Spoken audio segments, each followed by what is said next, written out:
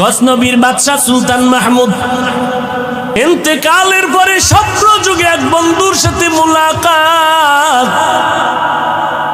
স্বপ্নে যুগে দেখায় দিল।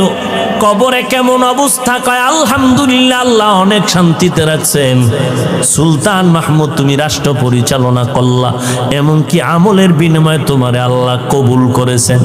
সুলতান মাহমুদ বলে, তেমন উল্লেখযোগ্য কোনো আমল না, সামান্য একটা আদবের কারণে আল্লাহ আমার আজকে মাফ করে দিয়েছে। আমি একদিন বাদশাহ হালাতে রাতে সফরে ছিলাম, হঠাৎ এক জায়গায় যাত্রা বিরতি করলাম।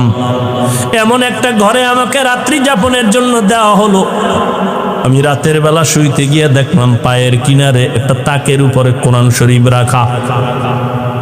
চিন্তা করলাম, আমি বাচ্চা এখানে ঘুমাবো, কোরআন শরীফ থাকবে পায়ের কিনারায় তাকের উপরে, এটা কেমন লাগে? আমি কোরআন শরীফটা অন্য রুমে রেখে এখানে এসে ঘুমাই। এইবার উঠলাম, ওইটা কোরআনটা হাতে নিলাম, অন্য রুমে যখন যাব 2 কদম দিয়া দাঁড়ায় গেলাম।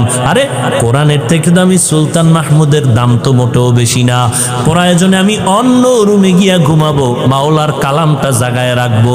আমি উল্টা আসি আবার কোরআনটা জাগায় রাইখা আমি একটা ময়লা বিছানায় গিয়া ঘুমায় গেলাম।